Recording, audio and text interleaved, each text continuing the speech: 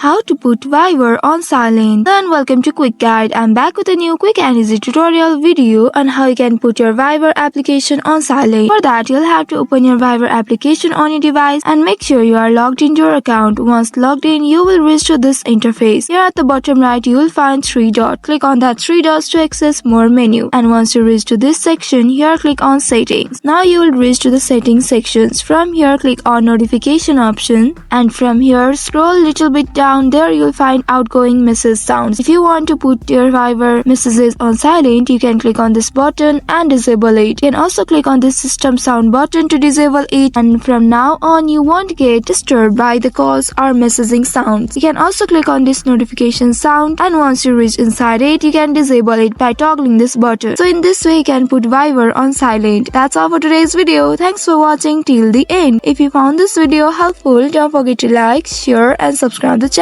Also hit that bell icon to get notifications on more such helpful tutorials. See you in the next video. Stay connected.